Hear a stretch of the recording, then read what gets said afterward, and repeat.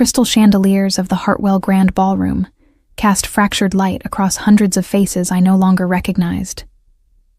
My fingers trembled as I adjusted the empire waist dress I'd chosen specifically to conceal the 7-month curve of my belly, the deep emerald fabric pooling around my swollen ankles in a way that might have looked elegant if I weren't so achingly aware of how much I'd changed.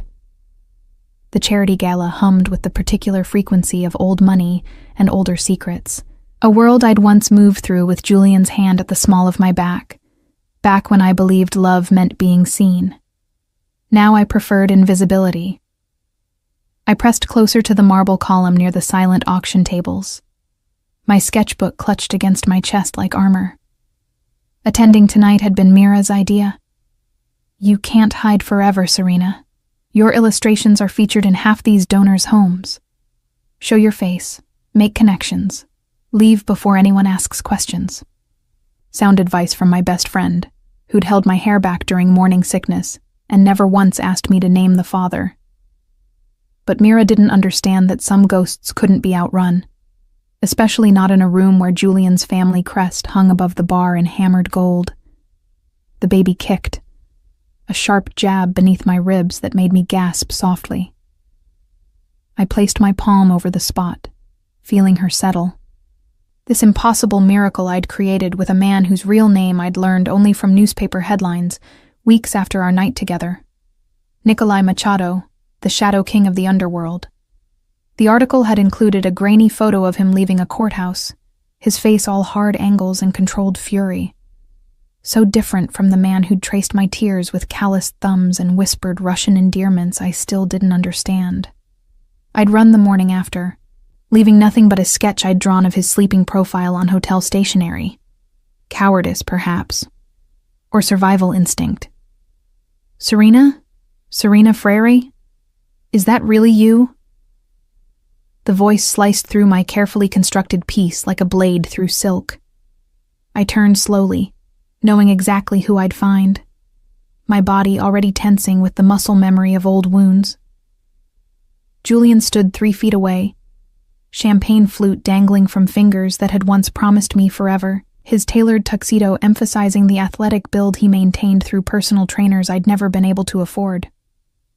Beside him, a woman in crimson silk pressed against his side with the confidence of legitimacy, her diamond engagement ring catching the light in a way my simple band never had. Julian. My voice came out steadier than I felt, years of swallowing pain finally serving some purpose.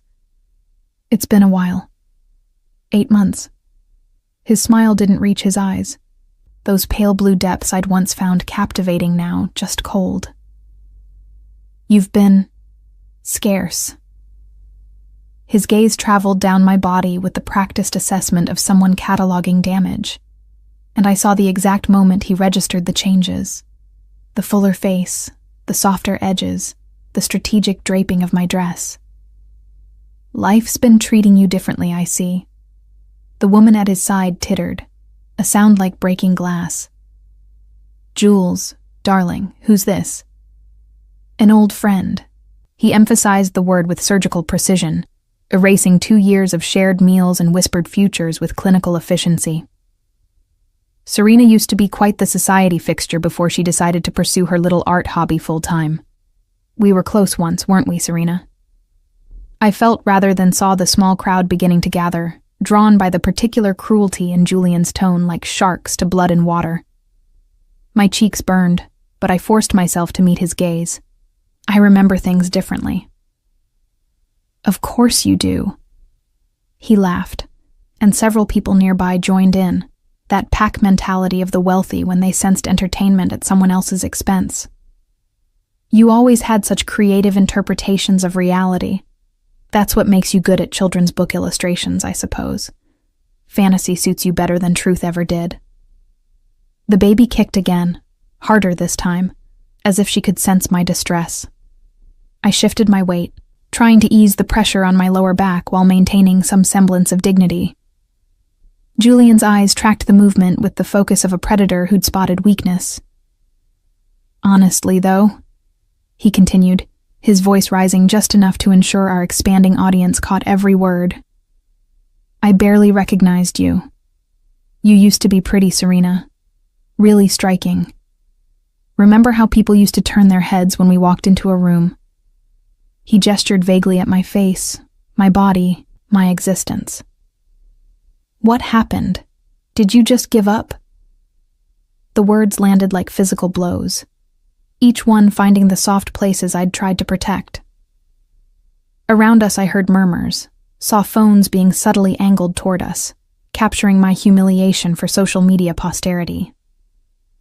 The woman in crimson looked me up and down with undisguised pity, her manicured hand squeezing Julian's arm in a gesture of support that made my stomach turn.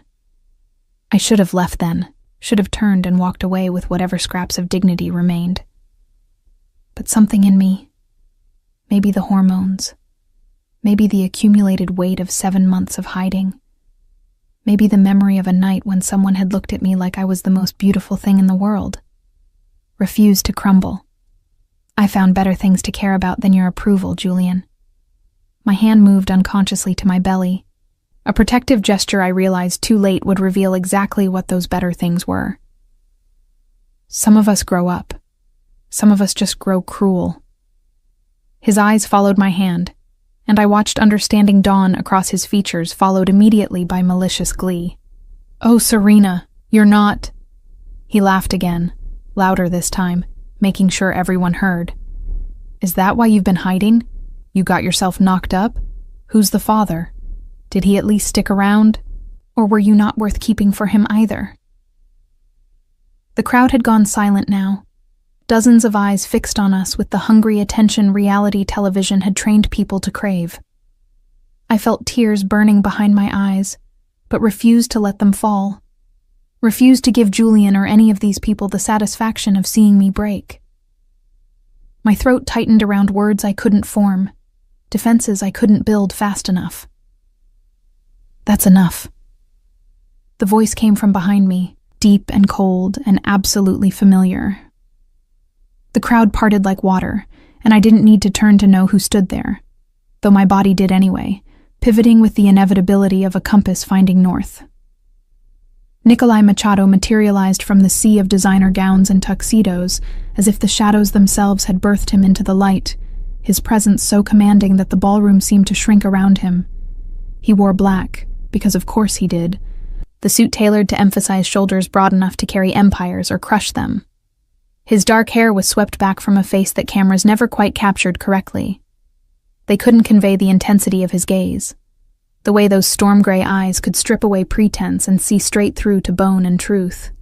At 35, he moved with the controlled grace of someone who'd learned early that violence was most effective when it remained potential rather than kinetic. Behind him, I recognized Viriato, his head of security, a mountain of a man whose expression promised consequences. But it was Nikolai who held my attention. Nikolai whose eyes found mine with recognition that sent electricity down my spine. Nikolai whose jaw tightened as his gaze dropped to my belly and stayed there. Mr. Machado. Julian's voice had lost its edge, replaced by the careful neutrality of someone who'd just realized they were standing too close to a cliff. I didn't know you were attending tonight. Nikolai didn't acknowledge him. Instead, he moved to my side, his hand settling at the small of my back with a possessiveness that made my breath catch. His touch was gentle, reverent even, but the message it sent to everyone watching was unmistakable. Mine. Serena. My name in his mouth sounded like a prayer and a claim all at once, his slight Russian accent curling around the syllables. You should have told me you were coming tonight. I would have arranged for proper security. I stared at him, unable to form words. We hadn't spoken since that night 3 months ago, the night I'd fled his hotel room like Cinderella from a very different kind of ball. The night I'd convinced myself that a man like him, dangerous, powerful, moving through worlds I'd never understand, couldn't possibly want the complication of me, let alone the child we'd created. The night I'd been catastrophically wrong. You know each other? Julian's question came out strangled, confusion and dawning horror warring across his face. Nikolai's hand moved from my back to my waist, his thumb tracing small circles against the fabric of my dress, in a gesture so intimate it made several onlookers gasp. Know each other? His smile was a predator's smile, all teeth and no warmth.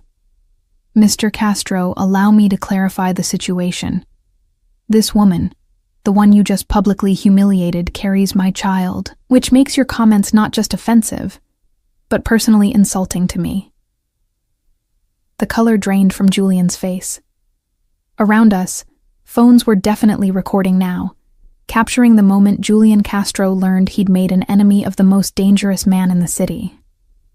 The woman in crimson had already stepped away from him, her survival instincts sharper than her fiancé's.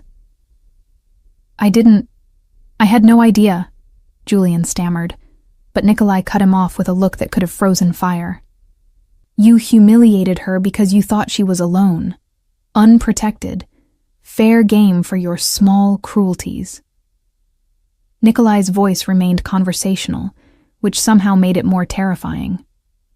Men like you only show courage when you believe there will be no consequences. But there are always consequences, Mr. Castro. Always. He turned to me then, his expression softening in a way that made my heart stutter.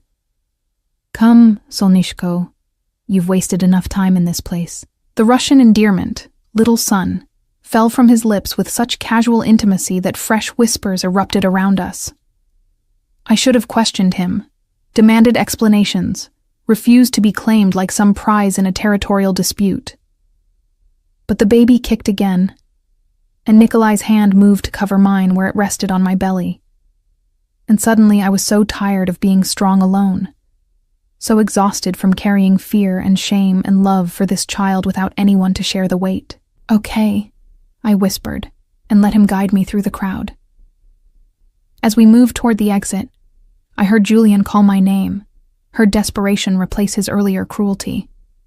But Nikolai didn't stop, didn't even slow, his hand steady at my waist as Viriato fell into step behind us, a wall of protection between me and the ballroom full of vultures. The November air hit me like a slap when we emerged onto the street, cold enough to make me shiver despite my coat. A black Mercedes idled at the curb, and Nikolai opened the door himself, helping me inside with a care that seemed at odds with everything I'd read about him in those articles. He slid in beside me, and suddenly the spacious back seat felt impossibly small, the scent of his cologne, cedar and something darker, more complex, surrounding me like a memory I'd tried to forget. The car pulled away from the curb smoothly, and I watched the Hartwell Grand Ballroom disappear in the side mirror, along with the last remnants of the life I'd tried to build without him. How did you know I was there? My voice sounded foreign to my own ears, small and uncertain. Nikolai's jaw tightened. I've known where you were for the last 2 months, Serena. Since the day I discovered you'd left my hotel room and vanished like smoke. His eyes found mine in the dim interior. Did you really think I wouldn't look for you? That I wouldn't find you? I faltered, suddenly uncertain of everything I'd convinced myself was true. I thought you wouldn't want a child? His hand found my belly again, palm spreading wide over the curve with a reverence that made tears finally spill down my cheeks. My child? Bože moi, Serena. What kind of man do you think I am? I don't know what kind of man you are, I admitted, the truth raw and painful. I only know what I've read, what people say. And none of it suggested you'd want a kindergarten teacher's daughter in your life, let alone pregnant with your baby. His laugh was harsh, bitter. What people say. What they write in their papers and whisper in their clubs. They know nothing, Solnishko. Nothing that matters. He leaned closer, his hand still on my belly, his eyes searching mine. I have spent 3 months looking for you. 3 months wondering if you were safe, if you needed anything, if our child was healthy. 3 months going slowly mad with not knowing. I was protecting her, I whispered. Protecting us both. From me? From your world. He was silent for a long moment, his thumb tracing gentle circles over my dress. When he spoke again, his voice had gentled. My world is dangerous, yes. But do you know what's more dangerous? Leaving you unprotected in a city full of jackals like Julian Castro. Letting you struggle alone when you carry something precious to me. The car turned onto a tree-lined street I didn't recognize, the houses growing larger and more isolated as we drove. My heart hammered against my ribs. Where are we going? Home, Nikolai said simply. Your apartment is adequate for one person, but not for a pregnant woman in her third trimester. Certainly not for my child. You can't just... I can. His voice was gentle but implacable. I will. You can fight me if you wish, Serena. But know that I will win, because I have resources you cannot imagine and a determination you cannot comprehend. Or... He tilted my chin up with one finger, forcing me to meet his eyes. You can trust that everything I do to protect what's mine. I'm not yours, I said, but even I could hear how weak the protest sounded. His smile was slow, dangerous, infinitely possessive. Aren't you? You've been mine since the moment you let me touch you, Solnishko. Since before that, perhaps. Since you looked at me across that hotel bar with tears in your eyes, and I knew I would destroy anyone who'd put them there. The car stopped in front of a mansion that looked like it had been stolen from a European postcard, all stone and tall windows and manicured grounds. Nikolai exited first, then held out his hand to help me from the car, his grip steady as I navigated the step in my condition. Welcome home, he said, and I realized with dawning certainty that my carefully constructed life of hiding had just ended. Whether that was salvation or destruction, only time would tell.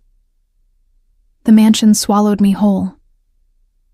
That's how it felt as Nikolai guided me through doors that whispered open on well-oiled hinges, past rooms larger than my entire apartment, up a sweeping staircase of dark wood and wrought iron that curved like a question mark toward the second floor.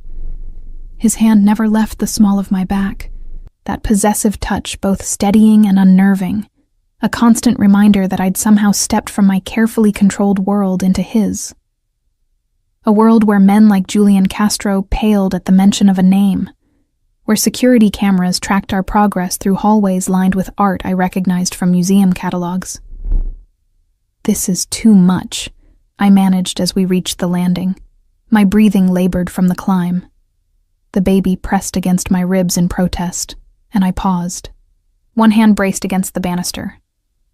Nikolai stopped immediately, concern flickering across his features. Are you in pain? Should I call Dr. Mora? You have a doctor on call? The question came out sharper than intended, fear making me defensive. I have everything on call, Solnishko. He moved closer, his hand finding my elbow with surprising gentleness. Medical staff, security, whatever you or our daughter might need. But right now I'm asking if you're all right. Our daughter. The casual possessiveness of the words should have angered me, but instead I felt something dangerous unfurling in my chest. Relief, maybe, or the seductive promise of not being alone anymore. I'd carried this secret for 7 months, borne the weight of fear and joy and terror, without anyone to share it with except Mira, whose love was fierce but whose understanding of what it meant to create life with a man like Nikolai Machado was necessarily limited. I'm fine, I said, which was only partially true. Just tired, and confused, and honestly terrified of whatever this is. I gestured vaguely at the opulence surrounding us, at him, at the impossible situation we'd found ourselves in. His jaw tightened, that muscle I'd sketched from memory 100 times ticking with suppressed emotion. Let me show you to your room. We can talk after you've rested. Your room, not our room. The distinction settled something anxious in my chest, even as it created a new kind of uncertainty. What exactly did Nikolai expect from this arrangement? What did I want him to expect? He led me down a hallway where soft lighting created pools of shadow and gold, past closed doors that hinted at mysteries I wasn't ready to explore. At the end of the corridor, he opened a door to reveal a suite that made my breath catch. Floor-to-ceiling windows overlooked gardens silvered by moonlight, while inside, a massive bed draped in cream and gray linens dominated the space. But it was the corner that made tears prick my eyes again. A rocking chair positioned near the windows, and beside it, a bassinet carved from dark wood with such intricate detail it could only have been custom-made. When? The word came out broken. 2 weeks ago. Nikolai moved to the bassinet, his large hand trailing over the carved roses that decorated its sides. When I finally confirmed your location. I had everything prepared, hoping that when I brought you home, you would stay. You were that certain? His eyes found mine, storm gray and absolutely sure. I was that determined. I moved to the rocking chair, lowering myself into it with the careful maneuvering late pregnancy demanded, my hand automatically going to my belly, where the baby had started a lazy rolling motion that suggested she was settling in for the night. The chair was perfectly balanced, moving with the slightest pressure, and I realized he'd chosen it specifically for comfort, for function, for the reality of what was coming. I need answers, Nikolai. I forced myself to meet his gaze despite the tears now flowing freely down my cheeks. I need to understand what you want from me. From us. He crossed the room, kneeling before the rocking chair so we were eye level, his hands coming to rest on the armrests, caging me in without touching. What I want, he said slowly, as if choosing each word with care, is for you to be safe, for our daughter to be protected, for you both to want for nothing. And in exchange? Something dangerous flashed in his eyes. You think I'm negotiating? Bartering your safety for something you owe me? Aren't you? I challenged, even as my voice shook. Men like you don't give without expecting something in return. Men like me. He laughed, but there was no humor in it. You know nothing about men like me, Serena. If you did, you would understand that what I want cannot be negotiated or bought or traded. What I want is already mine, has been since the moment you let me kiss away your tears in that hotel bar. I'm not property. No, he interrupted, his voice going soft and deadly. You're far more dangerous than property. You're the woman who saw me, really saw me, when I wasn't wearing my armor. The woman who drew my face while I slept like I was something worth studying instead of something to fear. The woman carrying the only thing in this world that could destroy me completely. His hand moved then, covering mine where it rested on my belly, our fingers intertwining over the curve of our daughter. I want you to stay because you choose to. Because you trust that I will protect you both with everything I have and everything I am. Because you understand that leaving was your choice. But staying, that's a choice I'm asking you to make freely. And if I choose to leave? The muscle in his jaw ticked again. Then I will have Viriato drive you wherever you wish to go. I will ensure you have resources, protection, everything you need. But know this, Solnishko. I will not stop trying to change your mind. I will not give up my right to be our daughter's father. And I will not tolerate anyone, including Julian Castro, treating you with anything less than the respect you deserve. The certainty in his voice should have frightened me. Instead, it settled something raw and aching in my chest. That part of me that had been braced for rejection since the moment I saw the positive pregnancy test. I'd convinced myself that a man like Nikolai wouldn't want the complication. Wouldn't see value in a kindergarten teacher's daughter who drew pictures for children's books and cried at romantic comedies. I'd been protecting myself from imagined rejection, while he'd been searching for me with the single-minded focus that had built his empire. I'm tired, I whispered, which was both truth and deflection. Nikolai stood, his hand trailing along my jaw in a gesture so tender it stole my breath. Sleep. We have time to figure this out. He moved toward the door, then paused. There's a phone on the nightstand. Press 1 for the kitchen if you need food, 2 for Dr. Mora, 3 for me. Viriato is stationed outside your door, and there are cameras throughout the property, but none in this room. Your privacy is yours, Serena. Always. After he left, I sat in the rocking chair for a long time, watching moonlight paint silver patterns on the floor, feeling my daughter move beneath my hands. The bassinet waited in the corner, ready for a life I hadn't planned, but could no longer imagine giving up. Sleep came fitfully, plagued by dreams of Julian's cruel laughter and Nikolai's storm-gray eyes, of ballrooms that transformed into prisons and mansions that felt like sanctuaries. I woke near dawn to find a tray outside my door, fresh fruit, yogurt, whole-grain toast, exactly the kind of breakfast my pregnancy books recommended. A note in bold, masculine handwriting read simply, "Eat. N." The following days settled into a strange rhythm. Nikolai disappeared each morning in tailored suits and an aura of controlled menace, handling whatever business kept a man like him in power.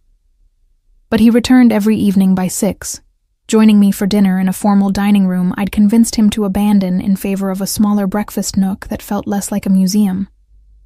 We talked, carefully at first, dancing around the dangerous topics: his work, my fears, the night we'd created our daughter. He asked about my illustrations, and I found myself showing him my portfolio on my tablet, watching his face soften as he studied the whimsical characters I created for children's books.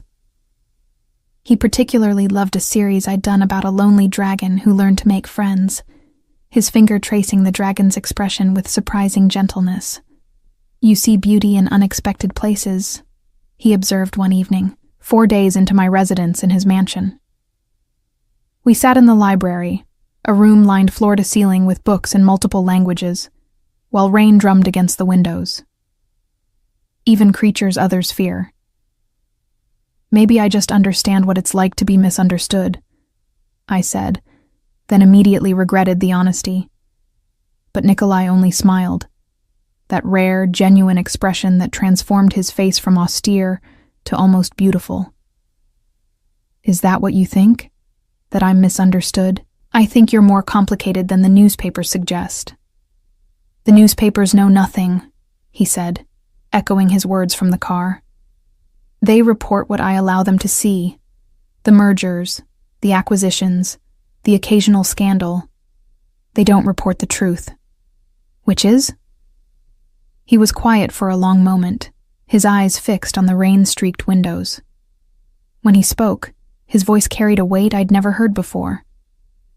"That everything I built, every empire I claimed, every enemy I destroyed, it was all to ensure that no one could ever make me powerless again. That no one could take what matters to me." "What happened?" "My father was a good man in a bad world. He tried to run an honest shipping business in a city controlled by corrupt officials and criminal syndicates. They gave him a choice: join them or be destroyed. He refused." Nikolai's hands clenched on the armrests of his chair. "They killed him in front of my mother and me when I was 12. Made it look like a robbery. The police never investigated. The judges never cared. Because men with power had decided my father was expendable."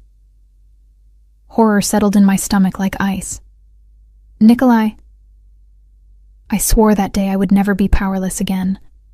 Never let anyone I loved be vulnerable to men who think cruelty is their right." His eyes found mine, fierce and burning. "So yes, Serena, I built an empire. I played their game and I won it so completely that now they fear me the way I once feared them. The newspapers call me dangerous. They're right. But everything I've done, every line I've crossed, was to ensure that what happened to my father could never happen to anyone I protect." The revelation hung between us, heavy with implications. I understood then that Nikolai's need to control, to protect, to claim, it all stemmed from that 12-year-old boy who'd watched his father die. It didn't excuse everything, but it explained the intensity, the single-minded focus, the fury in his eyes when Julian had humiliated me. "I'm sorry," I whispered. "Don't be sorry. Be safe. Be here. Let me protect you and our daughter the way I couldn't protect him." Before I could respond, his phone buzzed. He glanced at it, his expression darkening. "I have to take this." He stepped into the hallway, but his voice carried back to me in sharp Russian syllables that needed no translation. Anger, authority, threat. When he returned, the vulnerable man who'd shared his past had vanished, replaced by the controlled predator I'd seen at the gala. "What's wrong?" "Julian Castro has been making inquiries." Nikolai's voice was flat, emotionless, which somehow made it more frightening. "Trying to discover your location, telling people you're in danger, that I've kidnapped you." My blood went cold. Why would he do that? Because men like Castro cannot tolerate losing, even when they've thrown away what they had. Or, his eyes narrowed, because someone is paying him to cause problems. Who? That's what Viriato is discovering. He moved to where I sat, kneeling again so we were eye level. "Serena, I need you to trust me. Whatever happens in the next few days, whatever you hear, know that I am handling it. You and our daughter are safe here. No one can reach you. You're frightening me." "Good." His hand cupped my face, thumb brushing across my cheekbone. "Fear will keep you cautious. Caution will keep you safe."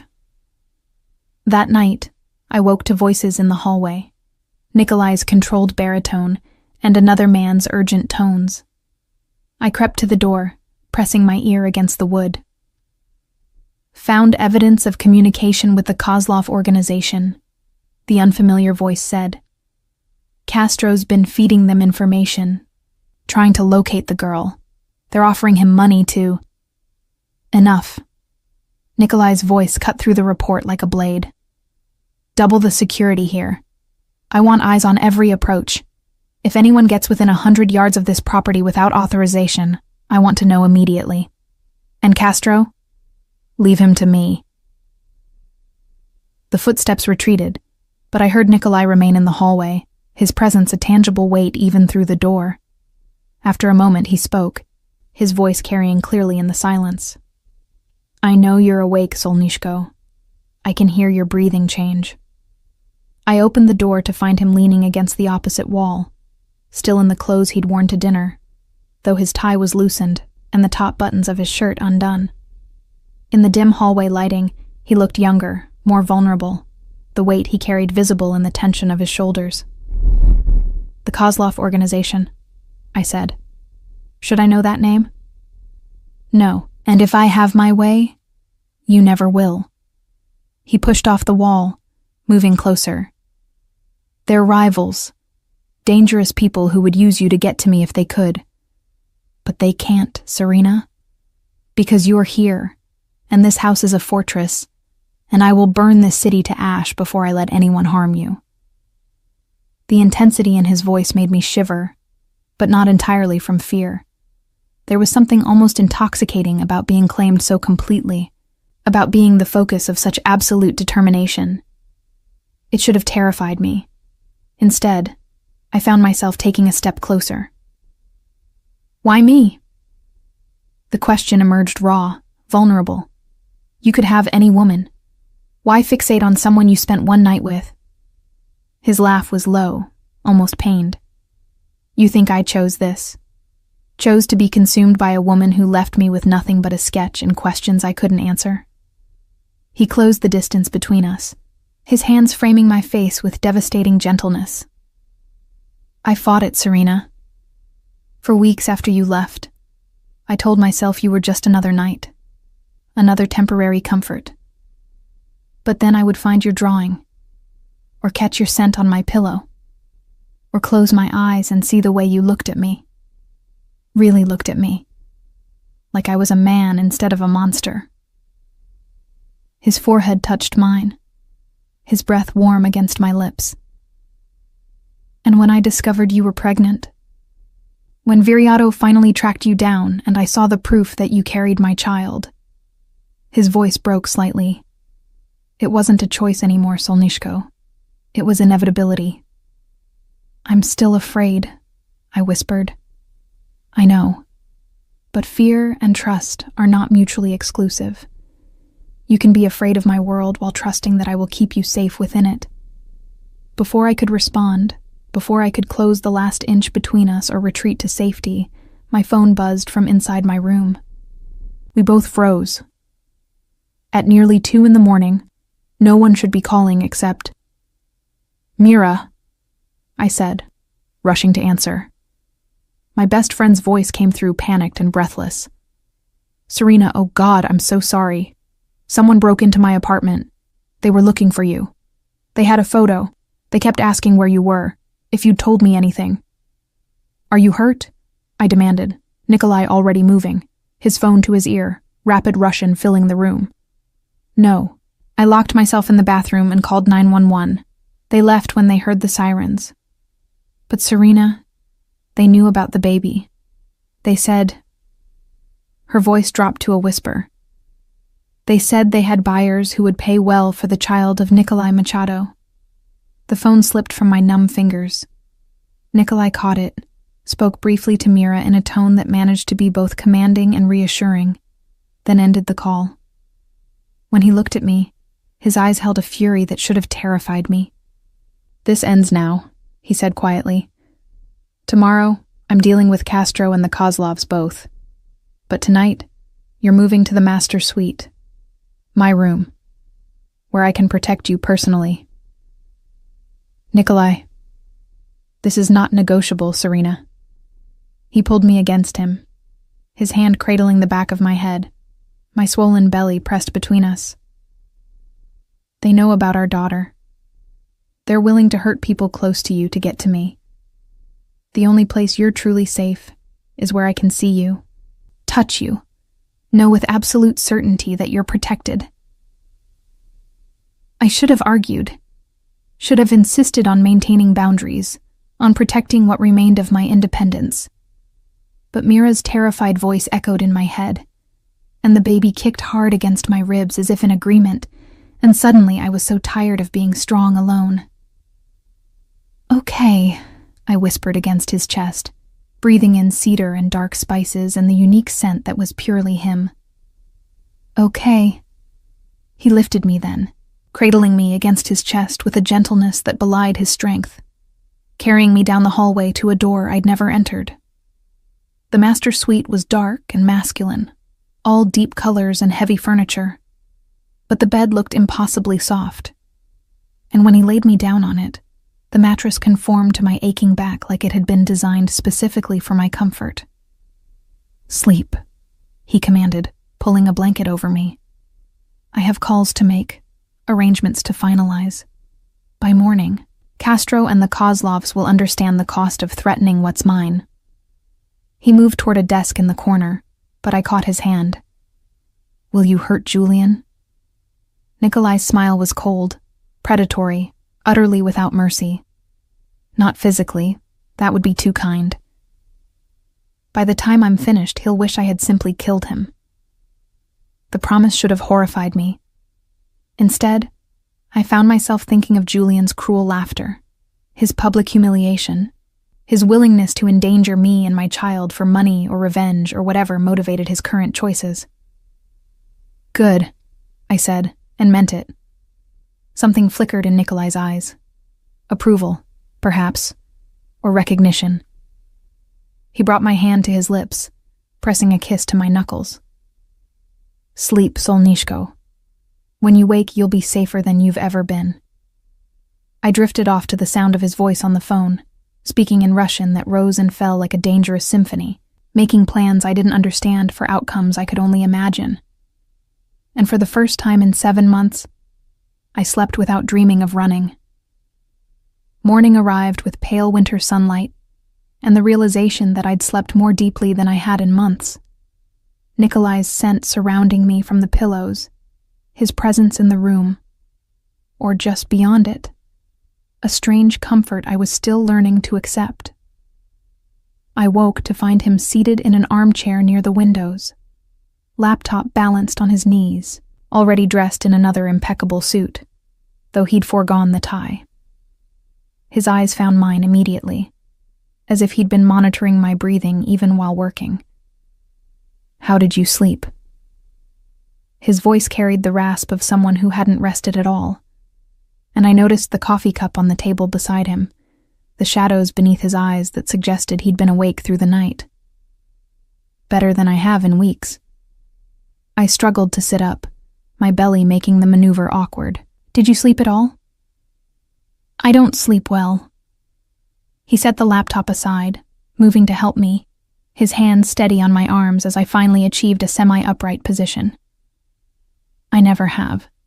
Too many years of needing to stay vigilant, I suppose." The admission felt significant, a small crack in his armor. I studied his face, noting the tension around his eyes, the tightness of his jaw that suggested whatever calls he'd made through the night had not gone easily. "What happened? With Julian and the Kozlovs?" Nikolai's expression hardened. "Nothing you need to concern yourself with. They've been dealt with." "Nikolai," he sighed, recognizing the stubborn set of my jaw. "Fine. Julian Castro has been served with multiple lawsuits. Fraud, embezzlement, breach of contract. My legal team spent the night combing through his business dealings and found enough irregularities to keep him occupied for years. His assets have been frozen, his reputation destroyed. By afternoon, every newspaper in the city will be running stories about his criminal activities. And the Kozlovs?" His smile was cold, shark-like. "Let's just say they received a very clear message about the consequences of threatening my family. They won't be a problem again." I should have asked what that message entailed, what consequences he'd delivered in the dark hours between midnight and dawn. But some part of me, the part that had felt our daughter kick against my ribs while Julian mocked me, the part that had heard Mira's terrified voice on the phone, didn't want to know. Didn't want to examine too closely the relief I felt, knowing that Nikolai had handled it, had protected us with the same ruthless efficiency that made him dangerous. "Thank you," I said instead, the words inadequate for the complexity of what I felt. "You don't thank me for protecting what's mine. Solnishko." He cupped my face, his thumb brushing across my cheekbone. "You simply accept that I will always do so, no matter the cost." Before I could respond, his phone buzzed. He glanced at it, his expression shifting to something almost pleased. "Your friend Mira is here.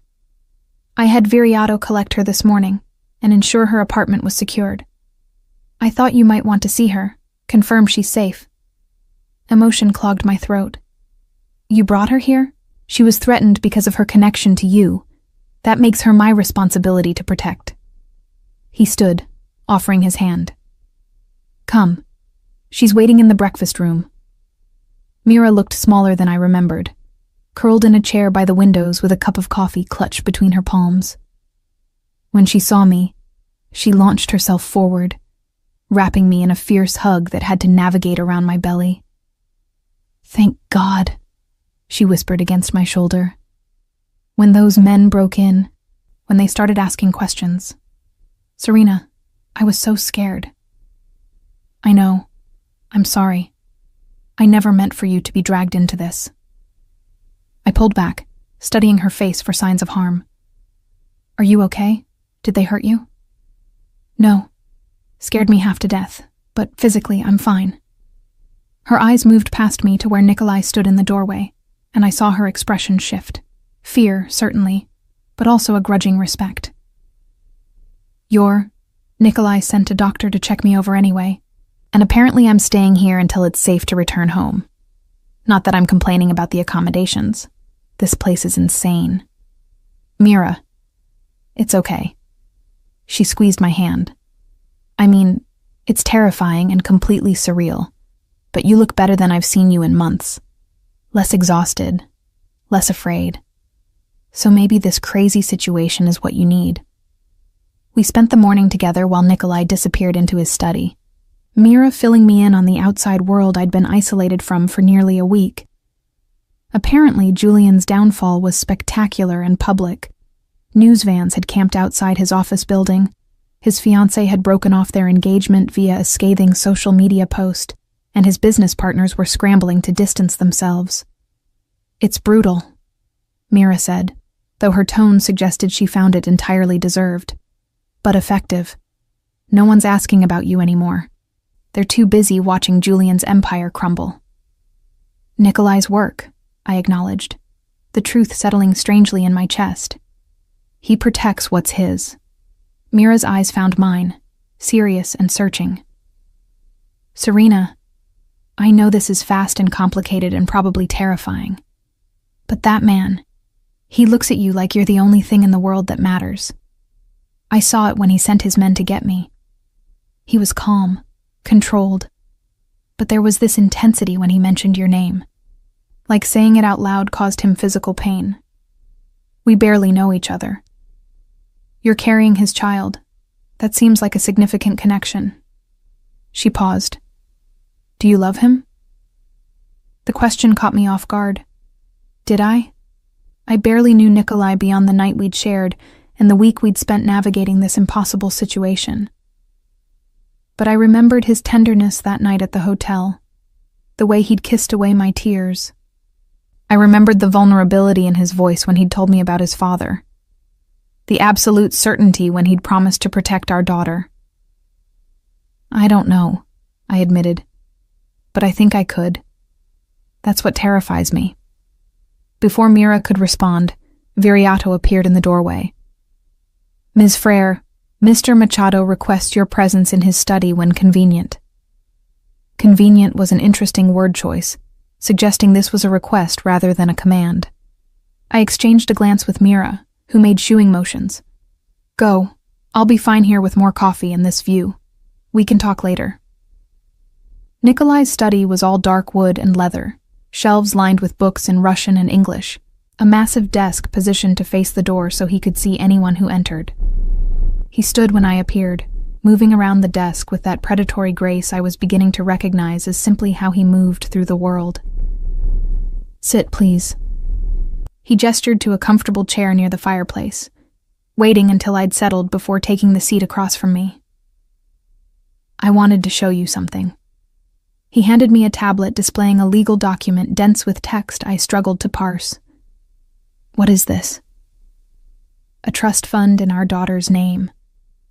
Irrevocable, substantial enough to ensure she never wants for anything regardless of what happens to me or my businesses." His eyes held mine. "I also had my lawyers draw up documents establishing your legal rights as her mother, ensuring that no one, including me, can make decisions about her welfare without your consent." I stared at him, struggling to process what he was offering. "You're giving me legal power over our daughter, even against you?" "You're her mother. That should mean something beyond biology." He leaned forward, elbows on his knees. "Serena, I know you're afraid I'll try to control you, to use our daughter as leverage to keep you compliant. These documents prevent that. If you choose to leave, you can. You'll have resources, protection, and full custody unless you choose to share it." "Why?" The word came out broken. "Because I want you to stay by choice, not coercion. Because my father died trying to protect my mother, and she never forgave herself for not being able to save him. I won't build our life on the foundation of you feeling trapped." Tears blurred my vision as I stared at this complicated, dangerous man, who just handed me the power to destroy him emotionally, while taking away any leverage he might have used to keep me.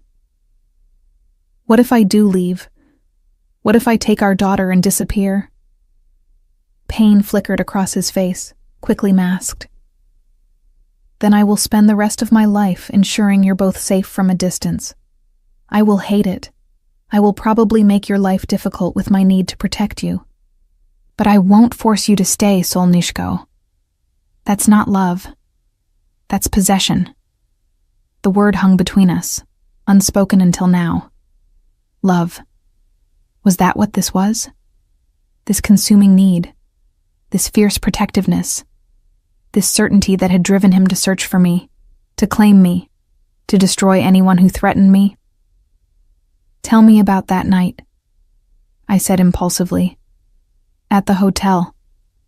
What were you doing there? He settled back in his chair, his eyes distant with memory. Drowning my sorrows, ironically. I'd just finalized a deal that should have felt like a victory, but instead left me hollow.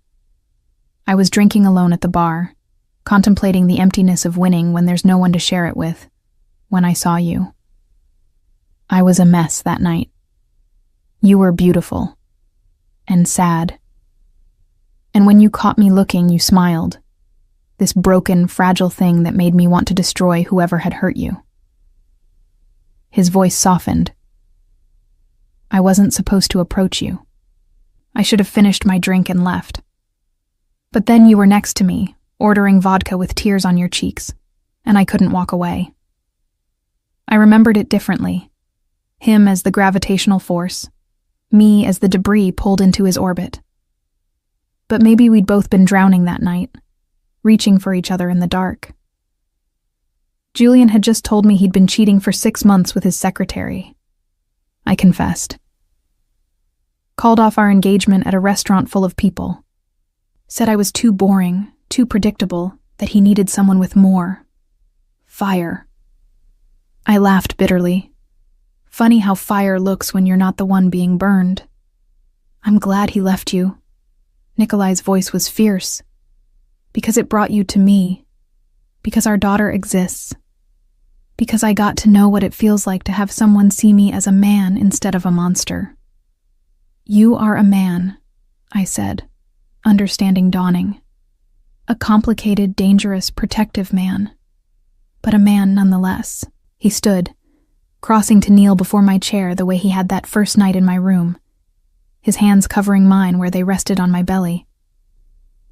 I want to ask you something, and I need you to answer honestly. My heart hammered against my ribs. Okay. Do you feel safe here? Not just physically protected, but emotionally safe? Can you imagine building a life in this house, raising our daughter in this world? I looked around the study, at the books and the fireplace, and the windows overlooking gardens where I could imagine a little girl playing. I thought about Mira safe in the breakfast room, about Julian's empire crumbling because he'd threatened me, about Nikolai's exhausted eyes from spending the night protecting what he'd claimed as his.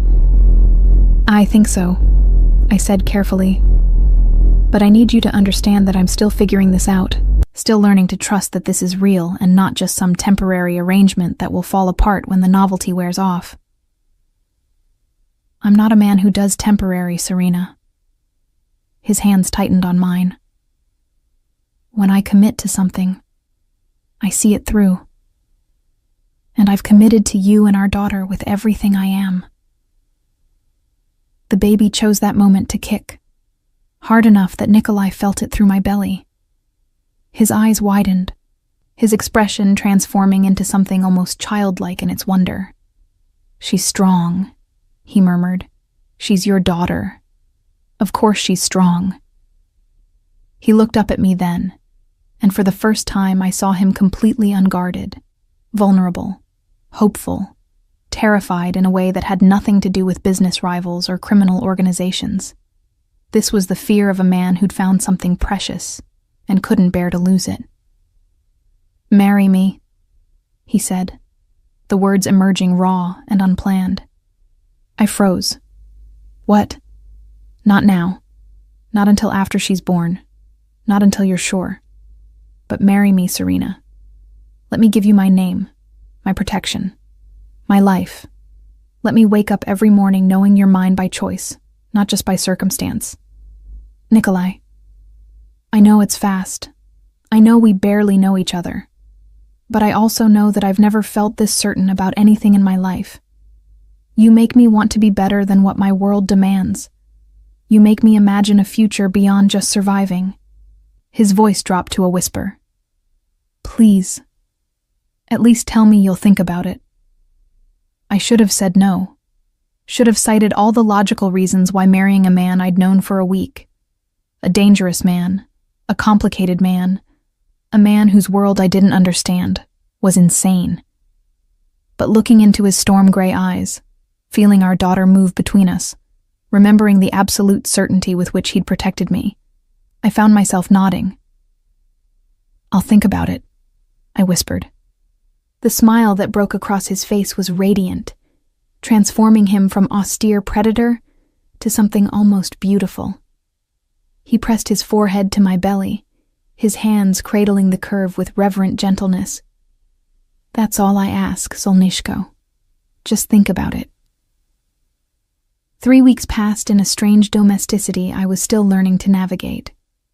Dr. Aldina Mura became a regular presence, visiting twice weekly to monitor my progress as I entered the final weeks of pregnancy. She was brisk and efficient, but kind, her dark eyes missing nothing as she checked my blood pressure and measured my belly, offering reassurance when the baby's movements became less frequent or more intense. "Everything is progressing normally," she told me during one visit, her stethoscope cold against my abdomen as she listened to the rapid flutter of my daughter's heartbeat. "But we're getting close. I'd estimate 2 more weeks, maybe 3. Make sure you're ready."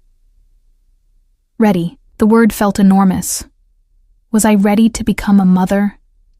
Ready to bring a life into Nikolai's complicated world? Ready to accept the reality that whatever happened next would bind me to him forever, not through legal documents or marriage proposals, but through the tiny human we'd created together? Nikolai, for his part, threw himself into preparation with the same intensity he brought to everything else. The nursery that had been started weeks ago was completed. A beautiful space in soft sage and cream, with hand-painted murals of forests and stars that took my breath away. He'd hired the artist based on my portfolio, choosing someone whose style complemented mine. And the result was magical. "She should grow up with beauty," he'd said when I'd protested the expense, "with art and light and things that remind her the world can be gentle." We fell into routines. Mornings. I'd wake to find him already dressed but lingering over coffee, waiting to see me before he left for whatever business demanded his attention. Evenings, he'd return by 6, joining me for dinner and then retiring to the library where we'd spend hours talking about his childhood in Russia, about my scattered family, about books and art and the future neither of us could quite articulate yet. Mira had returned to her apartment after a week, though Nikolai had insisted on upgrading her security and having Viriato check on her regularly. She video-called daily, marveling at how my life had transformed, offering advice on motherhood from her extensive experience with her 3 younger siblings. "You're glowing," she'd observed during one call. Like actually glowing. Pregnancy hormones or something else? Or something else, I'd admitted, not quite ready to examine what that something else might be. The something else had a name. Nikolai. I was falling for him, slowly and inevitably, like a tide pulled by the moon. It wasn't the dramatic passion of romance novels, but something quieter, more foundational, built on late-night conversations and the way he'd learned to make my favorite tea, on his gentle hands on my belly, and the Russian lullabies he'd sing to our daughter when he thought I was sleeping. But we'd maintained careful boundaries. He slept in the master suite. I remained in the guest room despite his initial insistence. I moved to his room that first panicked night. We touched often, his hand at my back, mine on his arm, the casual intimacy of 2 people growing comfortable with each other. But we hadn't crossed the line back into the passion that had created our daughter. Until the night, everything changed. I'd woken at 2 a.m. with contractions that weren't quite labor, but weren't Braxton Hicks either. The baby pressing low and insistent against my pelvis. I'd gotten up to pace, trying to ease the discomfort, when a sudden sharp pain made me cry out, grabbing for the wall to steady myself. Nikolai appeared in my doorway within seconds, his hair mussed from sleep, wearing only pajama bottoms that revealed the corded muscle of his torso. "What's wrong?" "I don't know. Just pain." Maybe false labor? But even as I said it, another contraction gripped me, stronger than before, and I felt warmth trickling down my thighs. My water had broken. Bože moi. Nikolai was suddenly all action, one arm supporting me while he reached for his phone with the other. Dr. Mora, we need you now. Her water just broke. Yes, I'm certain. He listened for a moment, his arm tightening around me. 20 minutes. We'll be ready. He helped me back to bed, moving with surprising gentleness for someone so large, his hands steady as he helped me out of my wet nightgown and into a robe. It's too early, I managed between contractions. She's not due for 2 more weeks. Babies come when they're ready. His voice was calm, controlled, but I saw the fear flickering in his eyes, the same fear I felt, magnified by his inability to control this, to protect me from the pain and danger of bringing life into the world. Dr. Mora will be here soon. Everything is going to be fine. The next 20 minutes were a blur of activity. Viriato appeared with my hospital bag, which Nikolai had apparently packed weeks ago without telling me. Dr. Mora arrived with a midwife and enough medical equipment to set up a full birthing suite in the master bedroom. Hospital? I managed to ask between increasingly intense contractions. Too risky, Dr. Mora said briskly, already scrubbing her hands. Too many variables we can't control. Here, we have everything we need, and complete security. You're in good hands, Serena. The labor was long and brutal, waves of pain that crested higher and higher until I lost track of time, of everything except Nikolai's hand in mine, and his voice in my ear, alternating between English and Russian, telling me I was strong, I was brave, I could do this. I can't, I sobbed at one point, exhausted beyond anything I'd ever experienced. I can't do this anymore. Yes, you can. He pressed his lips to my forehead, his other hand stroking my sweat-dampened hair. You're the strongest person I know, Solnishko. Just a little longer. Promise me. I grabbed his shirt, pulling him close. If something happens, if you have to choose, save her. Promise me. His face went white. Don't say that. Don't even think it. Promise me, Nikolai. I promise I'll save you both, he said fiercely. I didn't survive everything I've survived to lose either of you now. Do you understand me? You're both coming through this. Dr. Mora's voice cut through our exchange. Serena, I need you to push. Now. The next 30 minutes were the hardest of my life. Push and breathe and push again. Nikolai's hand crushed in mine, his voice constant in my ear. And then, a cry. Sharp and indignant and absolutely perfect. It's a girl, Dr. Mora announced, though we'd known for months. A beautiful, healthy girl. They placed her on my chest, this tiny miracle with dark hair and eyes that struggled to focus, her small fists waving in protest at the sudden cold brightness of the world. She was perfect. Absolutely. Impossibly perfect. Hello, my love, I whispered, tears streaming down my face. I'm your mama. Nikolai's hand shook as he touched her tiny head, his expression a mixture of awe and terror and love so fierce it took my breath away. She's perfect, he breathed. You're perfect, both of you. Dr. Mora finished her work, declaring us both healthy despite the early arrival. The midwife helped clean me up and get the baby. Our daughter, who still needed a name, latched for her first feeding. Nikolai never left my side, his eyes tracking our daughter's every movement, like she might disappear if he looked away. When we were finally alone, the first rays of dawn painting the room gold, I looked up at him from where I reclined against the pillows, our daughter asleep against my chest. We need to name her, I said softly. I was thinking Nadezhda, he offered. It means hope in Russian. My mother's name. Nadezhda, I repeated, testing the weight of it. It's beautiful. but maybe something she can use in both worlds? Nadia? His smile was brilliant. Nadia Hope Machado. Perfect. Freire. I corrected automatically. Nadia Hope Freire. Something shifted in his expression. Serena. Unless, I interrupted, the decision crystallizing as I spoke, she could be Nadia Hope Machado Freire. Both of us. Both our names. Both our worlds. He stared at me, understanding dawning. Are you saying, ask me again, I whispered. Ask me what you asked me 3 weeks ago. Nikolai slid off the bed, kneeling beside it so he was eye level with me and our daughter. His hand shook as he took mine, his storm gray eyes bright with unshed tears.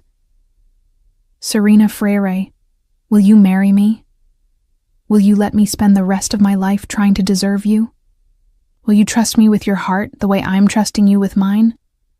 Yes, I said, the words simple and certain. Yes to all of it. He kissed me then, gentle and reverent, tasting of salt from both our tears. When he pulled back, his smile was radiant. When? He asked. After I can walk without waddling, I laughed. After Nadia's old enough to be flower girl at her parents' wedding, after we've had time to really know each other without crisis forcing our hands, I squeezed his fingers. But soon, because I love you, Nikolai Machado. I think I've loved you since that night in the hotel, even though I was too afraid to admit it.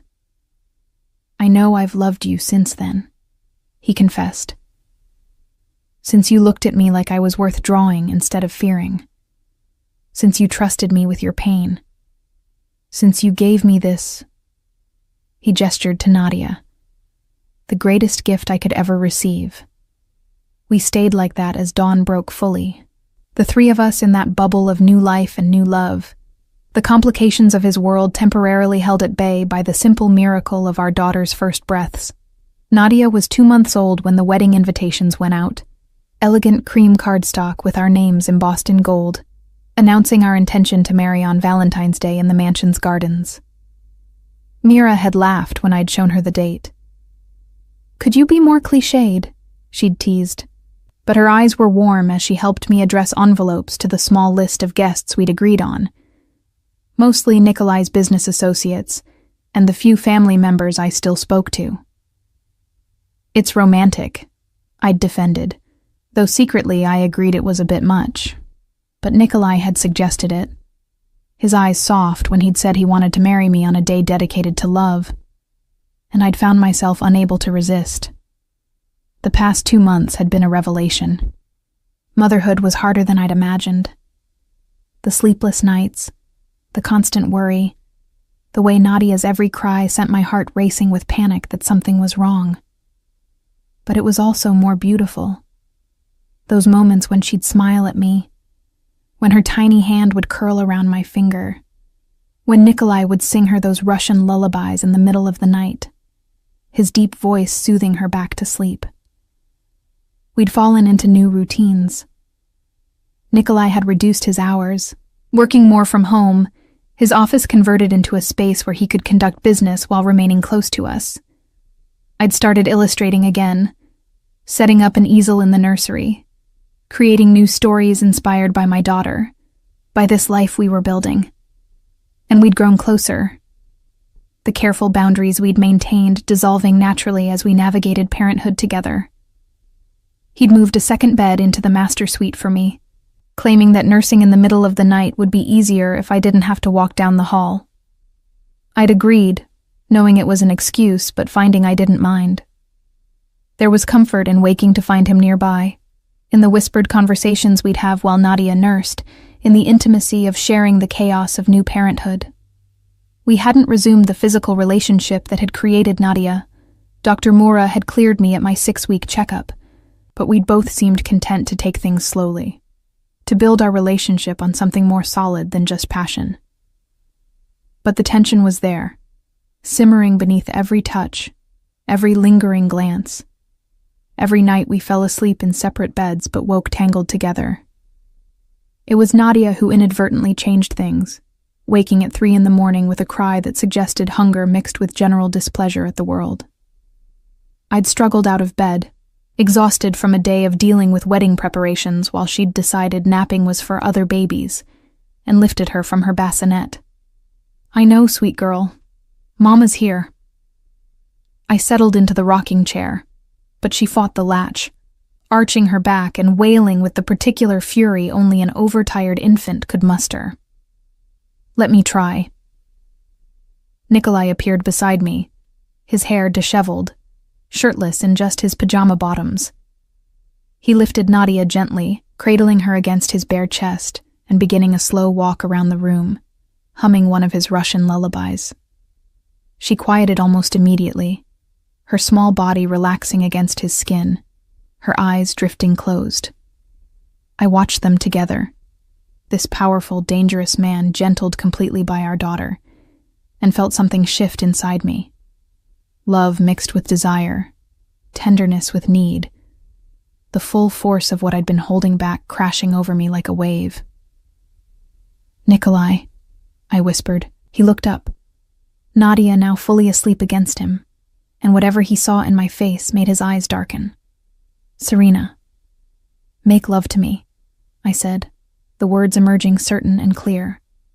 "Not because we're getting married, not because of Nadia, but because I want you, and I love you, and I'm tired of sleeping in separate beds." He crossed to Nadia's bassinet, laying her down with infinite care, covering her with the soft blanket my grandmother had crocheted years ago. Then he turned to me, and the hunger in his eyes stole my breath. "Are you certain?" His voice was rough, barely controlled. "Because if we do this, Solnishko, there's no going back. You'll be mine completely." "I'm already yours," I said, rising from the rocking chair and closing the distance between us. "I have been since that night at the hotel. I was just too afraid to admit it." He kissed me then, deep and consuming, his hands framing my face like I was something precious and fragile and infinitely worth protecting. We moved to his bed, our bed, and he took his time, relearning my body with a reverence that made me tremble, showing me with touch and whispered words in Russian exactly how much he'd missed this, missed me, missed the connection we'd built that one night and were now reclaiming. Afterward, we lay tangled together, my head on his chest, his hand tracing lazy patterns on my back. Nadia slept peacefully in her bassinet, the three of us in this bubble of contentment I'd never imagined I'd find. "Tell me something," I murmured, my fingers tracing the scar I'd discovered on his ribs. "Something you've never told anyone else." He was quiet for so long I thought he wouldn't answer. Then, "I was engaged once before, when I was 25. Her name was Yelena. She was from a good family, appropriate in every way." Jealousy spiked through me, sharp and unexpected. "What happened?" "She discovered what I really did, the truth beneath the legitimate businesses, the violence I was willing to employ to protect what was mine. She looked at me with such horror, such disgust, that I ended it that night. I couldn't bear to see that expression every morning for the rest of my life." "And with me?" I asked, needing to understand. "When I found out who you were, did you think I'd look at you that way?" "I knew you already had," he said, his hand stilling on my back. "That night you left. You'd learned my real name somehow, discovered what I was, and you ran. I spent weeks convinced you'd looked at me with that same disgust." "It wasn't disgust," I confessed. "It was fear. Fear that you were too important, too powerful, too everything for someone like me. Fear that I was just another knight to you and I'd already started falling in love." His arms tightened around me. "Never just another knight. Never just anything. Serena, you were always everything." We drifted into sleep like that, wrapped around each other, and woke to Nadia's hungry cries as sunlight painted the room gold.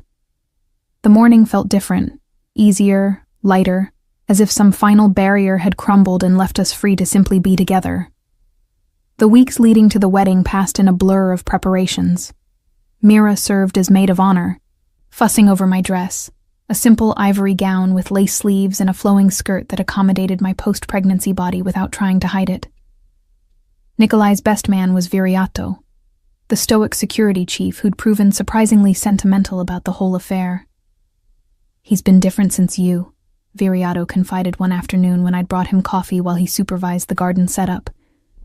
"Lighter, like he remembers how to be happy instead of just surviving.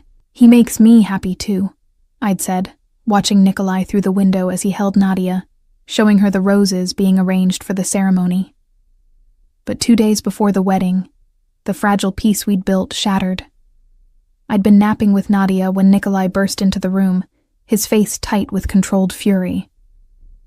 "We need to leave. Now." "What? Why?" I struggled to sit up, Nadia waking with a startled cry. "Julian Castro escaped police custody this morning. He's been making threats, claims he has information that could destroy me. My sources say he's hired people to come after you and Nadia." His hands shook as he helped me stand. "Viriato is preparing the safe house. We leave in 10 minutes. Terror seized me. I thought you'd handled him. The lawsuits, the exposed fraud, weren't enough apparently." Nikolai's voice was harsh with self-recrimination. "I should have ensured he was completely neutralized. I was too focused on legal destruction when I should have considered he'd be desperate enough to come after you directly." The safe house was a fortress disguised as a cabin 2 hours north, surrounded by forest, and accessible only by a single guarded road. We spent 3 days there while Nikolai's people searched for Julian. 3 days of mounting tension as wedding preparations were put on hold, and our future hung in the balance. On the 3rd night, Viriato appeared with news. We found him. He was planning to attack the mansion during the wedding, knowing security would be focused on the guests.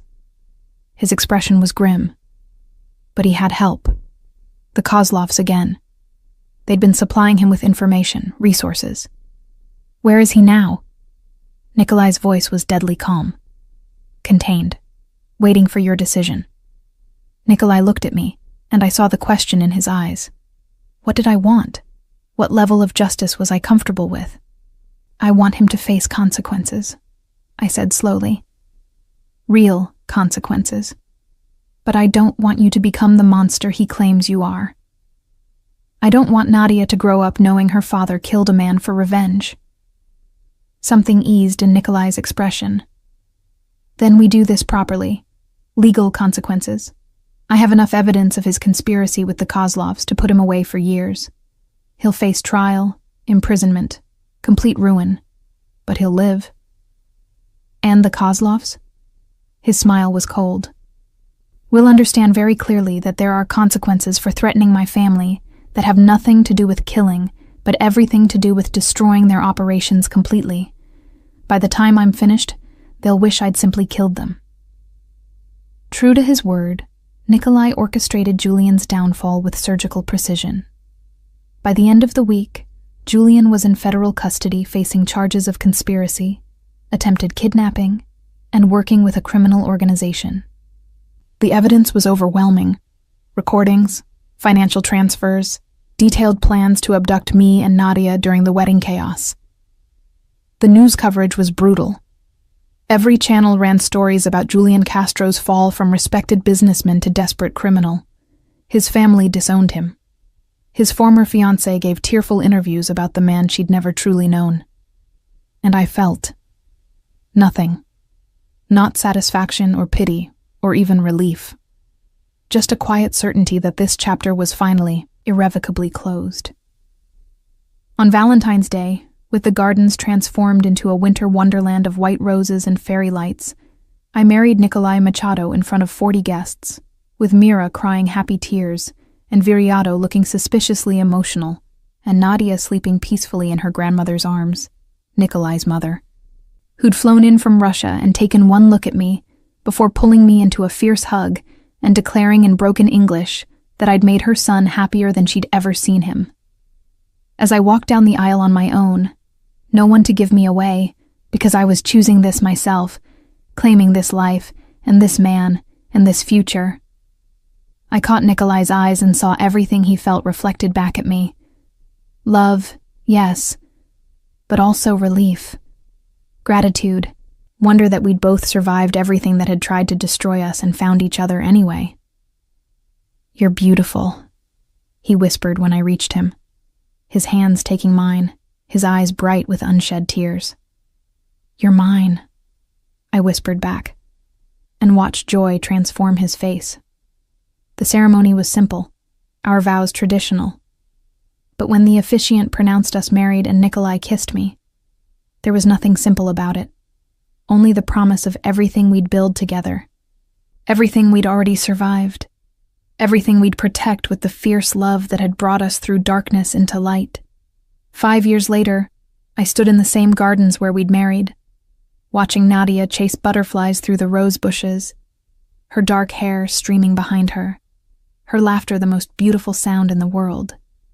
She wore a purple dress she'd insisted on, like the princesses in Mama's books, and had dirt on her knees from investigating interesting rocks, because our daughter had inherited both my artistic eye and Nikolai's determination to understand how everything worked. "She's going to need a bath before dinner," Mira observed from her seat beside me, her own daughter, 1-year-old Carmo, sleeping against her shoulder. "And possibly a complete wardrobe change." "Probably," I agreed, smiling. "But she's happy. That's what matters." My life had transformed so completely in those 5 years that sometimes I had to pause and marvel at it. My illustrations had been published in a series of children's books that had become bestsellers, my whimsical style finding an audience hungry for stories about brave little girls and the dragons who became their friends.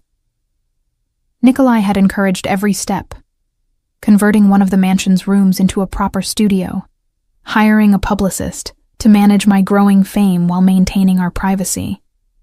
He'd also gradually legitimized more of his operations, using his power and resources to build legal empires that didn't require the violence of his past.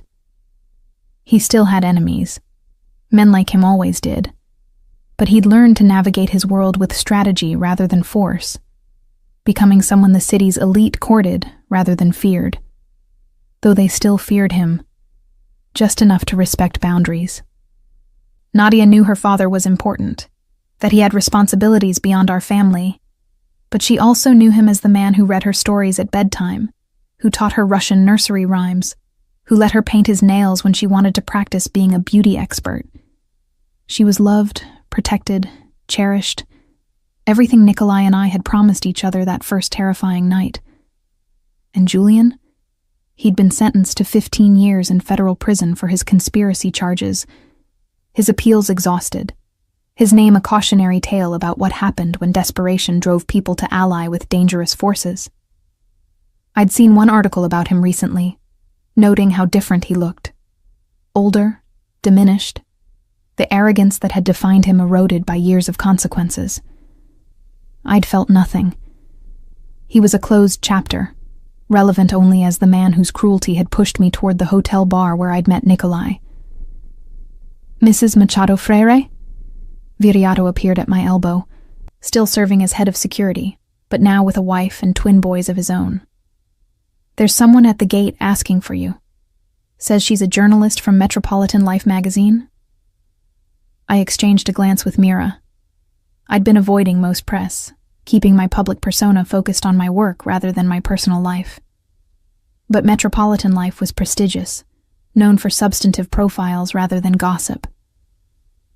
"What does she want?"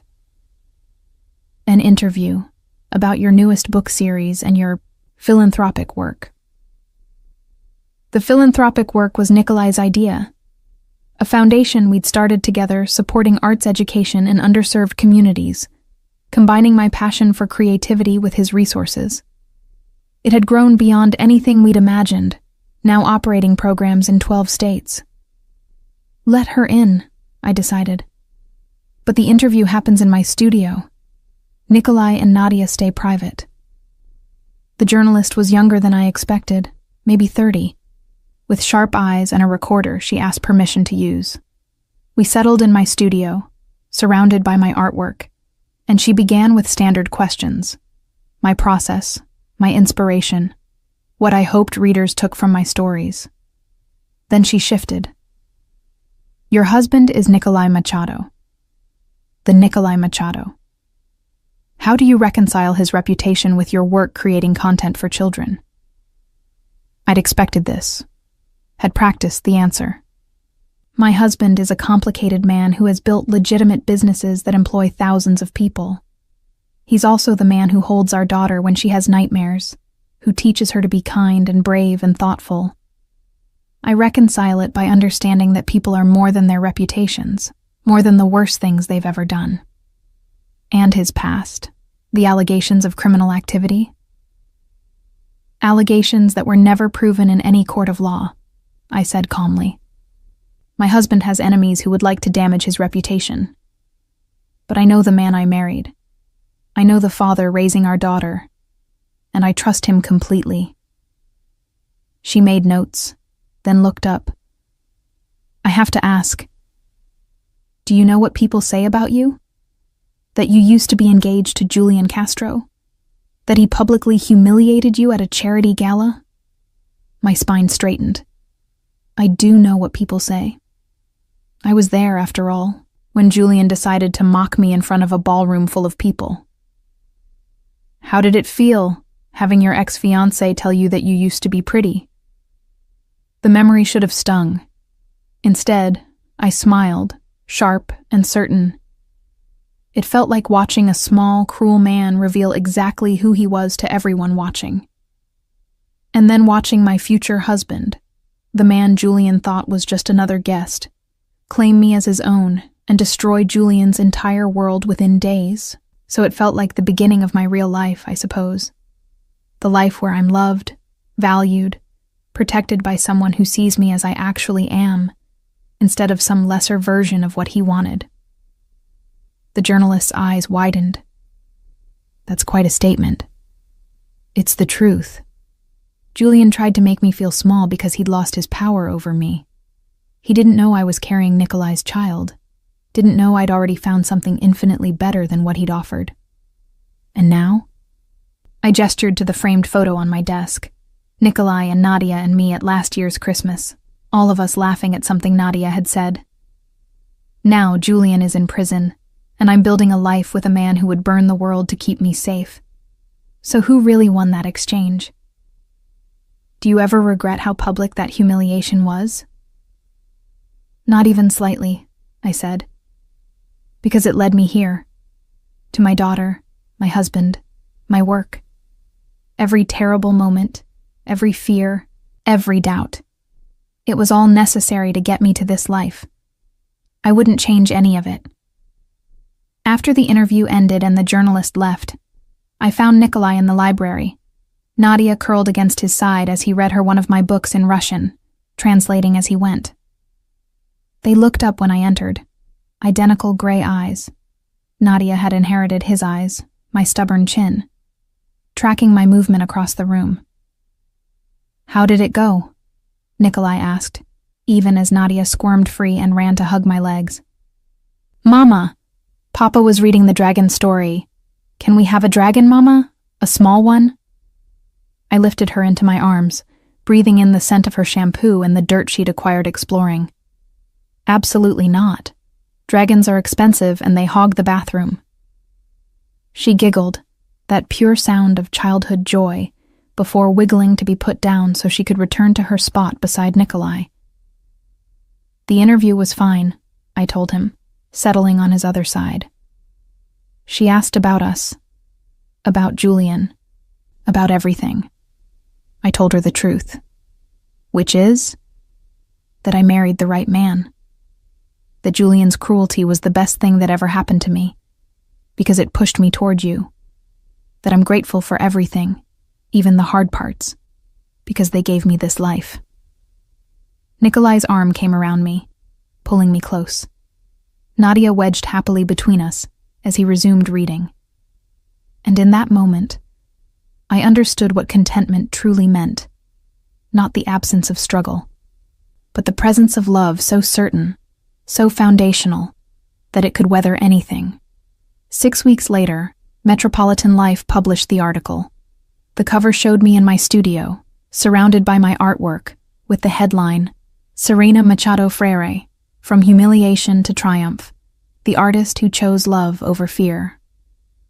Inside, the journalist had captured not just our conversation, but the entire trajectory. Julian's public cruelty, my hidden pregnancy, Nikolai's dramatic claim, our unconventional courtship, the wedding that had dominated society pages. She'd interviewed others too. Mira, who spoke glowingly about our friendship. Viriato, who described Nikolai's transformation. Even Dr. Mura, who confirmed that I'd given birth to a healthy baby girl in the midst of chaos. But it was the final paragraph that went viral, shared across social media by thousands. When I asked Serena about Julian Castro's infamous words, "You used to be pretty," she laughed. "He was right," she told me. "I used to be pretty. Insecure, diminished, trying to make myself smaller to fit someone else's expectations of who I should be. Now I'm so much more.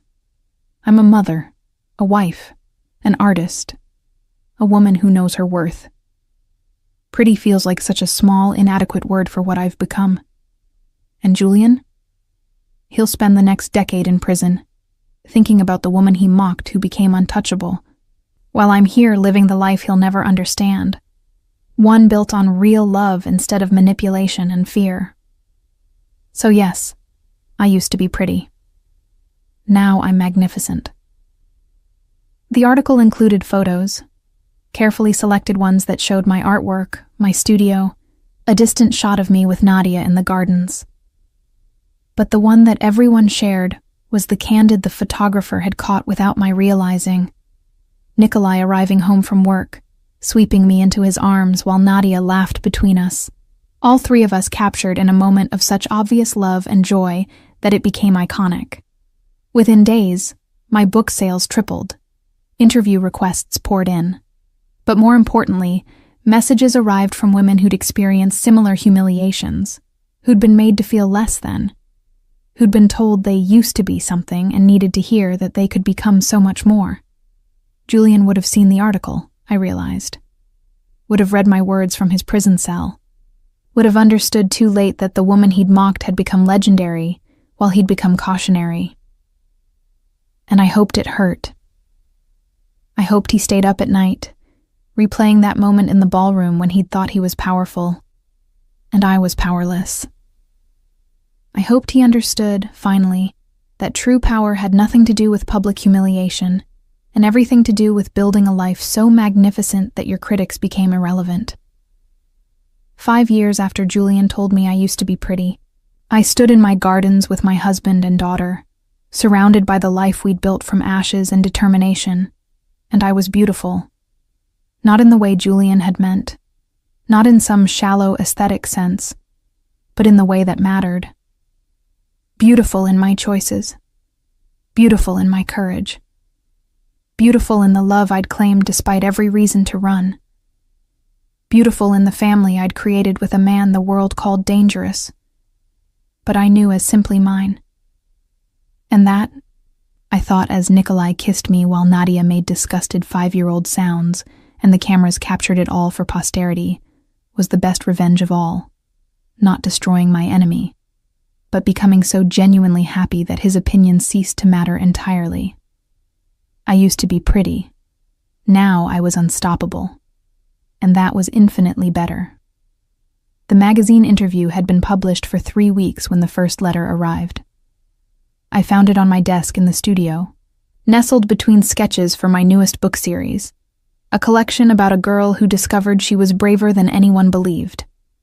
The envelope was plain cream paper, the handwriting careful and precise, addressed simply to Serena Machado Freire, care of Metropolitan Life magazine.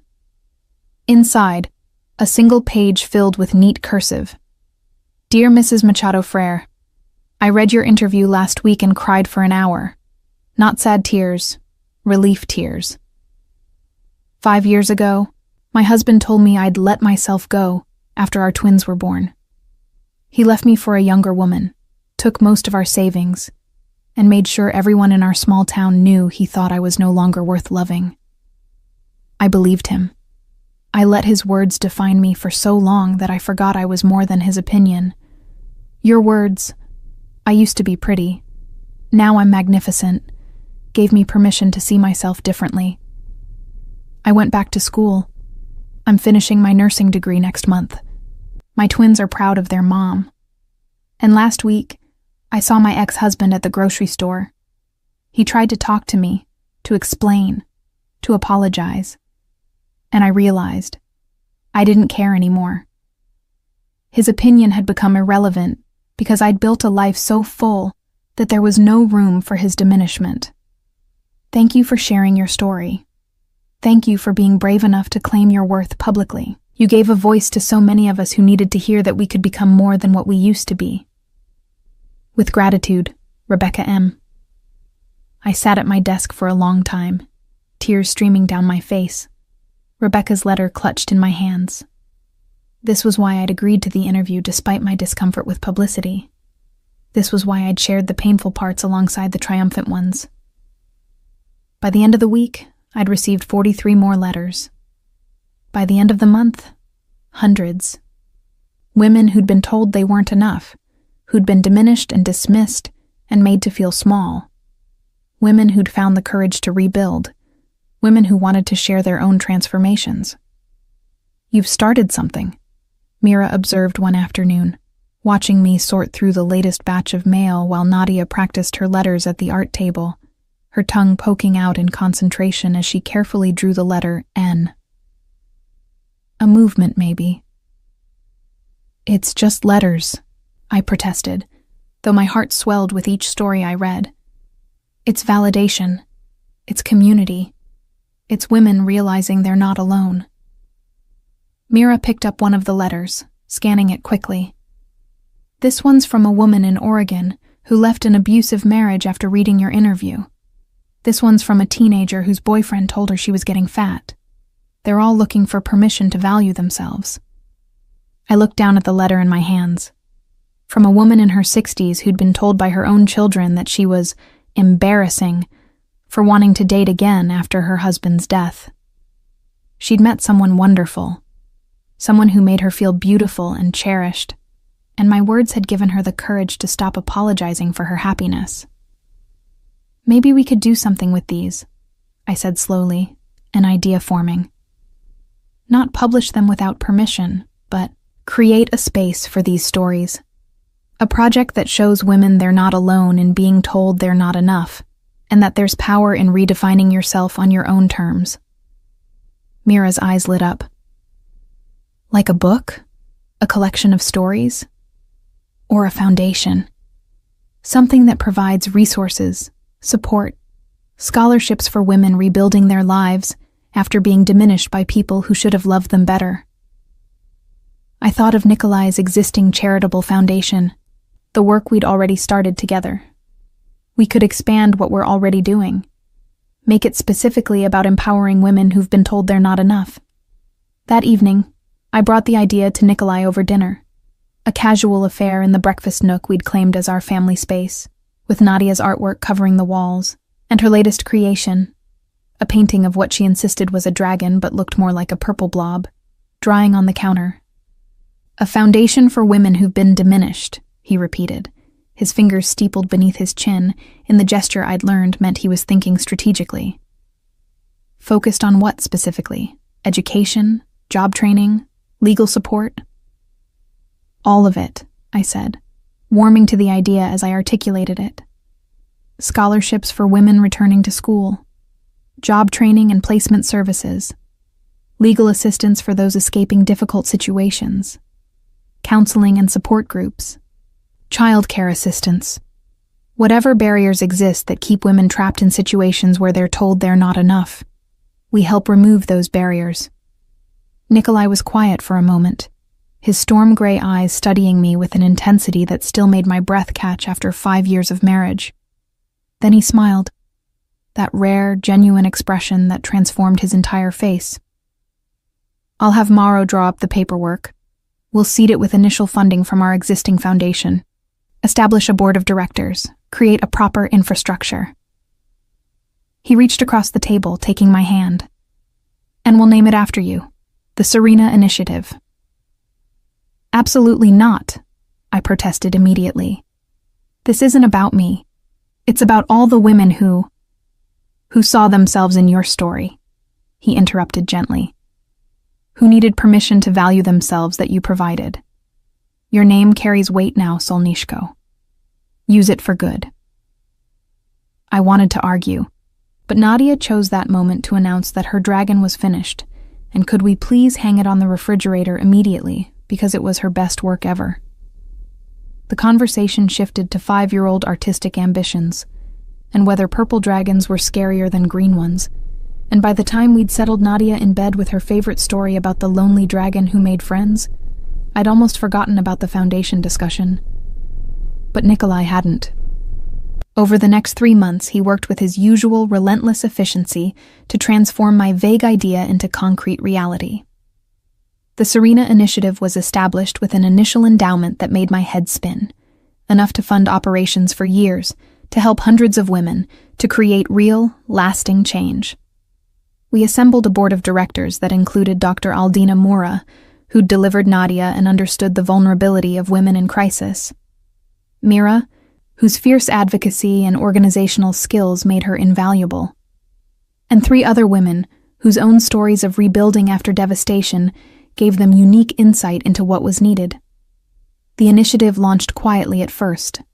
A website, some targeted outreach to domestic violence shelters and community organizations, scholarships offered through local colleges. But word spread quickly, amplified by the women who'd written to me, by journalists who'd followed up on the Metropolitan Life article, by the organic network of people who believed that women deserved better than to be diminished. 6 months after the launch, we'd helped 63 women. A year later, that number had grown to over 200. Women who'd returned to school, who'd left abusive situations, who'd started businesses or pursued dreams they'd been told were foolish or impossible. And the letters kept coming. Hundreds, then thousands, sharing stories of transformation and gratitude and hope. It was one of those letters that changed everything again.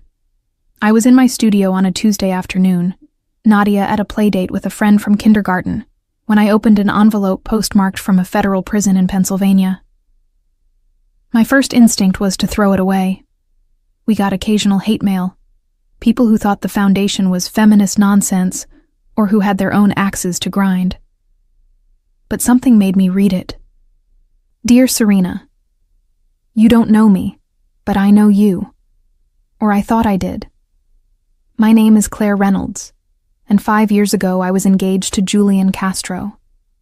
You might remember me. I was the woman in the red dress at the Hartwell Grand Ballroom, the one standing beside Julian when he humiliated you. I've thought about that night often during the past 5 years. About how I laughed when he mocked you. About how I stood there in my designer gown and expensive jewelry and felt superior because I was the one on his arm, not you. About how I saw you as competition defeated rather than as a woman being publicly degraded. I'm writing from a women's correctional facility where I'm serving 3 years for fraud and embezzlement, crimes I committed alongside Julian before his arrest. I was more than his fiancé. I was his accomplice, helping him steal from investors, falsify documents, destroy the lives of people who'd trusted him. I told myself I was in love, that his ambition was attractive, that the ends justified the means. But really, I was just another woman who'd been told she wasn't enough on her own, that her worth came from being chosen by a powerful man, that she should compromise her values to maintain that position. I read about your foundation in a magazine someone left in the common room. I read the Metropolitan Life interview 3 times. And I realized that you and I aren't so different. Both women who Julian tried to diminish, who he used for his own purposes. The difference is that you found someone who saw your worth and helped you see it yourself, while I attached myself to someone who encouraged my worst instincts. I don't expect forgiveness. I don't even expect a response. But I wanted you to know that your work matters. That even here, in this place, There are women who need to hear that they can become more than they were, that mistakes don't define us forever. I'm taking college courses through a prison program. I'm learning to code, to build websites. When I get out, I want to help other women avoid the mistakes I made. I want to be someone my younger self could have looked up to instead of someone I'm ashamed to have been. Thank you for showing me what that could look like. Sincerely, Claire Reynolds. I read the letter 3 times, emotions churning through me. Anger at her complicity in my humiliation. Sympathy for the woman she'd become. Recognition of the courage it took to write this. Finally, I showed it to Nikolai that evening after Nadia was asleep. He read it in silence, his expression unreadable. When he finished, he set it down carefully and looked at me. "What do you want to do?" "I don't know," I admitted. "Part of me wants to ignore it. She helped Julian try to destroy you, tried to hurt us. But part of me sees yourself in her," he finished quietly. "Sees a woman who made mistakes because she was looking for value in the wrong places." I nodded, tears stinging my eyes. Is that naive? Stupid? She was complicit in everything Julian did. She was, and she's serving her sentence for those choices. Nikolai pulled me against his chest, his arms wrapping around me. But you're not naive for seeing the possibility of redemption, Solnishko. You're compassionate. It's one of the things I love most about you. Your ability to see people as more than their worst moments. You think I should respond? I think you should follow your instincts. His hand stroked my hair gently. Whatever you decide, I'll support you. But know this. She's not asking for anything from you. She's not claiming to be a victim. She's taking responsibility and trying to build something better. That matters. After another week of consideration, I wrote back. Not a long letter. Just a brief acknowledgement that I'd received hers, that I wished her well in her rehabilitation, that the Foundation's resources would be available to her upon release if she needed them. I didn't offer friendship or forgiveness, but I offered possibility. Her response came a month later, shorter than the first, but no less impactful. She'd been accepted into an advanced coding program. She'd started a support group in the prison for women working to rebuild their lives. She thanked me for not dismissing her, for seeing potential where she'd only seen shame. We corresponded occasionally after that. Careful, respectful letters that acknowledged our complicated history while focusing on her transformation. And when she was released 2 years later, the Foundation helped place her in a position at a tech company that hired formerly incarcerated individuals, giving her the chance to rebuild that she'd never thought she'd have. "You're too forgiving," Mira said when I told her about Claire's job placement. "That woman helped Julian try to destroy you." "She did," I agreed. "And she paid for it. But people aren't static, Mira. They're capable of growth, of change, of becoming better than they were. Isn't that what the Foundation is about? Giving women the chance to become more than their circumstances, more than their mistakes." "When you put it that way," Mira sighed, "I can't really argue." The Foundation continued to grow, its impact rippling outward in ways I'd never imagined. We helped women escape abusive situations. We funded education for single mothers. We provided job training and childcare assistance and legal support and counseling. We created a network of women supporting women, sharing resources and stories and strength. And through it all, Nikolai was my partner in every sense, providing funding certainly, but also strategy, connections, protection when the work brought us into contact with dangerous people. His reputation, once something I'd feared, became a tool we used to shield the women we helped from those who might harm them. "You've made me better," he told me one night as we watched Nadia sleep, her 7-year-old face peaceful in the soft glow of her nightlight. She was growing so fast, all long limbs and artistic passion, already showing signs of the woman she'd become. Given me purpose beyond just surviving. beyond just protecting what's mine. You've shown me how to build, instead of just defend. You were always capable of building, I said, taking his hand. You just needed a reason. His smile was soft, tender. You and Nadia are my reason. Everything I do, everything I've built, it's all for you. To create a world where our daughter never has to hear that she's not enough. Where she grows up knowing her worth is inherent, not dependent on anyone else's opinion. I thought about that as I watched Nadia grow, as the foundation expanded to serve thousands of women, as the years passed and our family settled into the rhythm of a life I'd never imagined I'd have. The girl who'd been publicly humiliated, who'd fled into the night pregnant and afraid, who'd hidden in plain sight while carrying the child of a man she barely knew. She seemed like a different person now, someone I'd left behind. But she was still there, in the quiet moments. In the letters I read from women who saw themselves in my story. In the fierce determination to ensure no woman felt as small as I'd felt that night in the ballroom.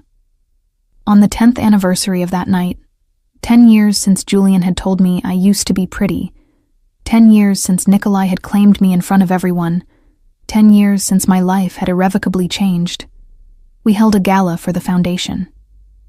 It was held deliberately and with a certain poetic justice at the Hartwell Grand Ballroom. I wore a gown of deep sapphire blue, custom designed to make me feel powerful and beautiful, and entirely myself.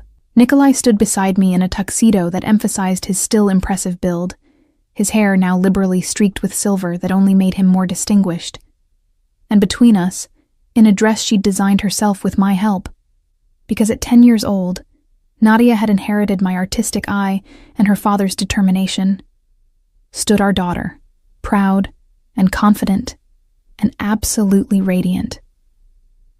The ballroom was filled with women we'd helped, donors who'd supported our work, board members and staff and allies who believed in our mission.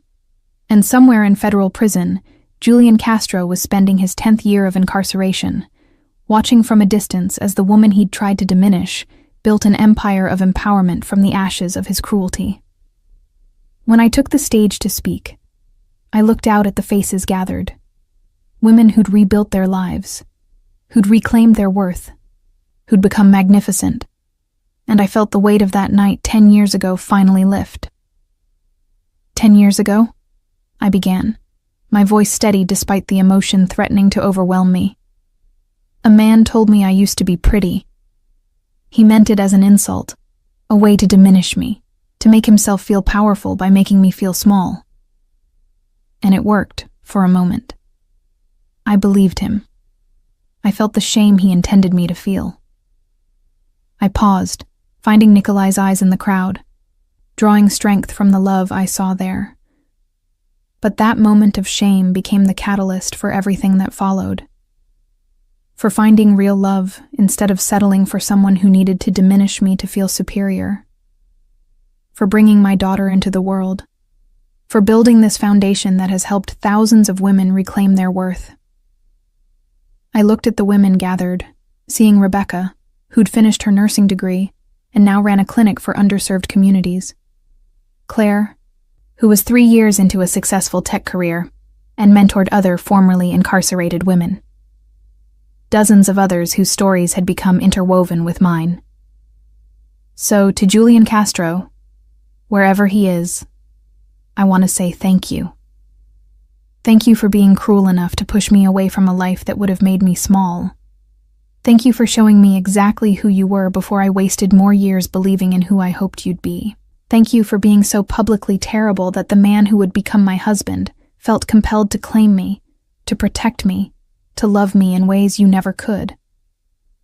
The ballroom erupted in applause, women standing and cheering, and I felt tears streaming down my face, not of sadness or shame, but of triumph, of completion, of absolute certainty that every painful moment had been necessary to become who I was meant to be. I used to be pretty, I finished, my voice rising above the applause. Diminished, uncertain, trying to be what someone else wanted me to be. Now I'm magnificent, and so is every woman in this room who refused to let someone else's opinion define her worth. We are all magnificent, and no one can take that from us ever again. As I stepped down from the stage, Nikolai swept me into his arms, kissing me deeply while Nadia made exaggerated gagging sounds, and the crowd cheered. And in that moment, surrounded by the family I'd chosen, and the community I'd built, and the life I'd claimed despite every obstacle, I understood with perfect clarity that Julian's cruelty hadn't broken me.